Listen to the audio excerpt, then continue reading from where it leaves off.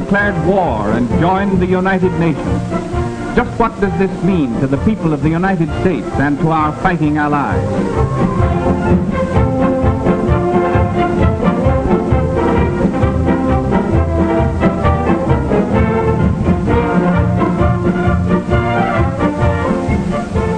We have gained a powerful new friend in Brazil. Brazil's territory covers 47% of the South American continent. 250,000 square miles larger than the United States proper. Larger than all Europe, excluding Russia. But let's look beyond the map. How can Brazil and her people help us to win the war? Well, there are more than 45 million Brazilians, which is a third of the population of the United States. We have been friends in times of peace as well as in times of war. Once before, the people of Brazil proved their friendship for the people of the United States in a time of world crisis. That was in 1917.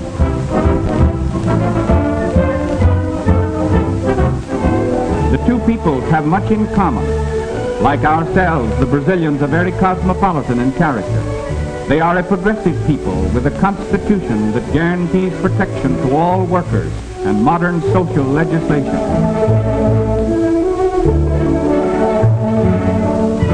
They are a sturdy people, from the gauchos of the great cattle ranches, and the workmen on the rich coffee and cotton plantations, and the orange groves of her rich valleys and plains to the city dwellers.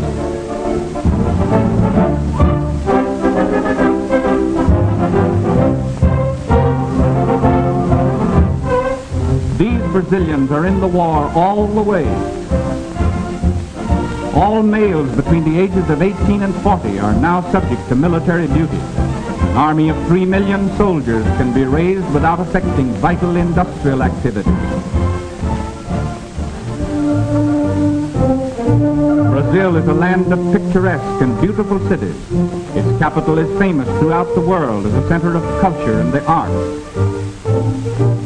Rio de Janeiro, which means River of January, was named for the month in which it was discovered by a Portuguese explorer in 1531, nearly a century before the landing of the Pilgrim Fathers.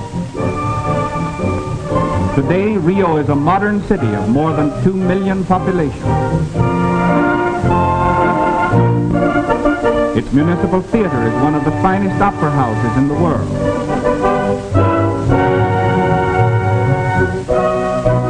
The Tiradentes Palace has, since January 1942, come to be known as the birthplace of hemisphere unity, for it was here that the 21 American republics drew up the momentous Rio Charter, a far-reaching agreement of mutual faith, collaboration, and protection.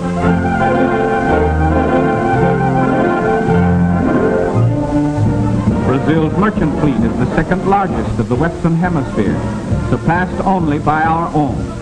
And despite torpedoings by Axis submarines when Brazil was still at peace, these ships will prove invaluable in transporting raw materials to the United States and convoying military equipment to distant theaters of war. Her navy is not large as compared to those of the United States and Great Britain, but it is modern, splendidly officered and manned, and eager for action against our common enemy. These fine ships and fighting men throw the balance of naval power that much further in favor of the United Nations. Already they have seen action against enemy raiders attacking our vitally important South Atlantic supply lines. We may confidently expect that the Brazilian Navy will live up to the high standards it set for itself in the First World War.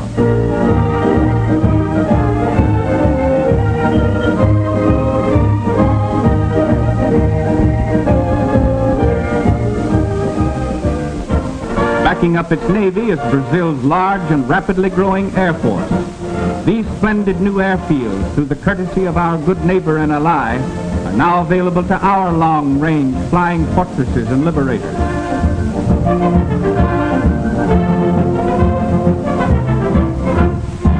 The efficiency of Brazilian fighting planes and the marksmanship of her pilots has already been admirably proven against marauding Axis submarines pursuing their campaign of terrorism off of her more than 4,000 miles of coastline.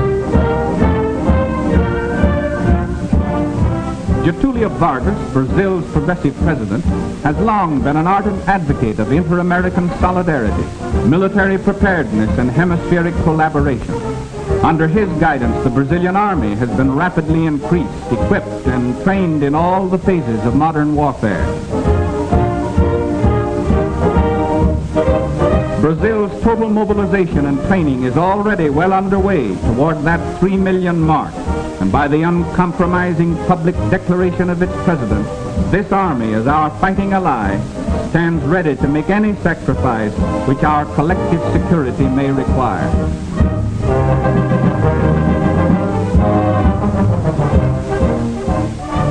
Under government supervision, Brazil is now manufacturing modern aircraft.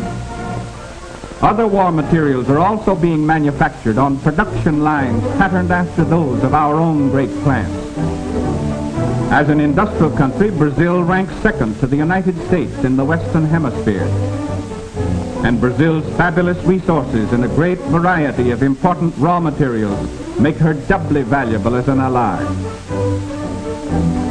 Brazil is the hemisphere's second largest producer of chrome ore, so important in the manufacture of high-grade steel.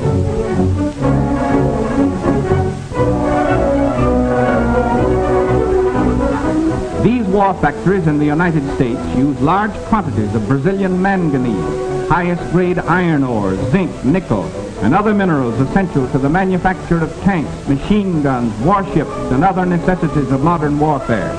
We need these raw materials to keep our war production plants going all out for victory. Brazil produces a large quantity of bauxite, from which the aluminum used so extensively in our combat planes is made. Brazil is the world's only source of high-grade crystal in substantial quantities, so essential in the manufacture of the electrical, optical, and precision instruments which have such a vital place in modern warfare.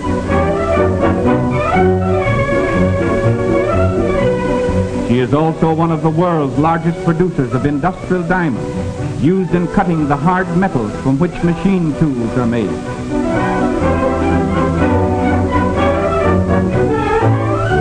She can produce enough of the basic material for making explosives to supply the entire world. We all know that Brazil leads the world in the output of coffee, but far more important in wartime, the great jungle forest of the Amazon Valley is the cradle of the rubber industry.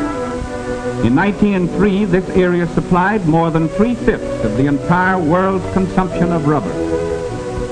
The seeds of rubber trees such as these, smuggled out of the Amazon country, shifted the rubber production of the world to the Far East. But that supply of this tragically important product is now among the spoils of war in the hands of the Japanese. However, 1.5 million square miles of wild rubber trees in the friendly Brazilian Amazon basin is again being tapped to supply the needs of the United Nations. Brazil's production of rubber alone may prove to be a decisive factor in winning this war.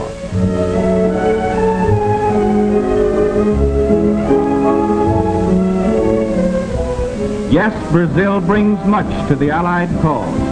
Not only the weight of her resources and manpower, but the militant spirit of her people and the reaffirmation of her friendship for the people of the United States, a friendship which we welcome with gratitude and which shall never be forgotten.